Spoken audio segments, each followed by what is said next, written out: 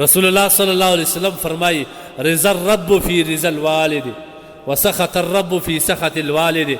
د پلار رضا د الله رضا د پلار په رضا کې چې دغه سپینږیري بابا دا ستا په کور کې هغه سپیره پخوانی سپینږیري هغه بابا چې ستا پلار دی چې درسو دي دغه راضي کړی نه وي والله که الله راضي کړي. او دا واوري دا حقوق العباد دي.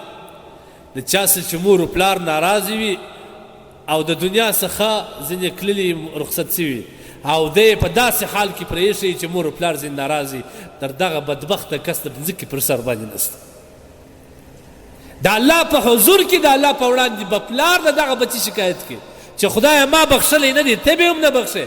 الله سبحانه وتعالی وایي چې ته نه بخښې زه هم نه بخښم ځه جهنم ته.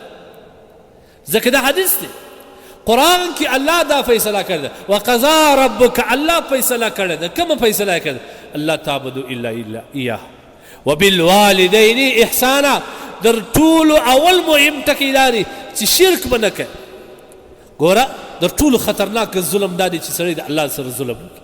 د الله سره ظلم دا دی چې سړی د خدای سره شریک ونیسي یا په عبادت کې یا په استعانت کې یا په هر څه کې د الله تبارک وتعالی سره شریک ګرځول دا ډیر لوی ظلم دی. ان الشرک لظلم عظیم. دویم ظلم داری ځکه قرآن کې الله د خپل حقوق وروسته د بنده په حقوقو کې اول حق مور پلار ته ورکړي. وقضا ربک الا تعبدوا الا ایاه دا د الله حق دی.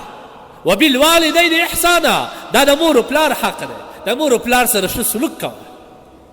ته به ژوندی یې د ستا مور پلار یو یا دواړه به ستا په ژوند کې هغه کلان عمر ته ورسېږي سپین ژرتابه ته به ورسېږي د دوی تور ورشته به سپین سي د مور تور سر به دې سپین سي.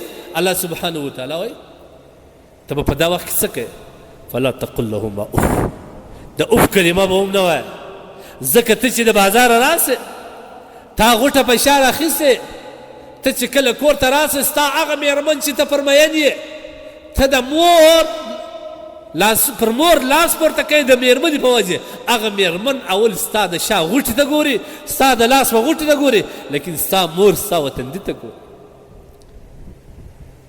ستا مور ستا د مخ رویې ته ګوري چې چېرته زما د بچي طبیعت خراب خو مه نه زما بچی خو به چا په بازار کې زیر کړی نه. نن د هغه بدبختې مېرمنې پر سر باندې تا خپله مور وشړل تا مور وغورځول تا خپل رزل لاس پر مور پورته کوي. یا صفا علینا افسوس پر موږ باندې.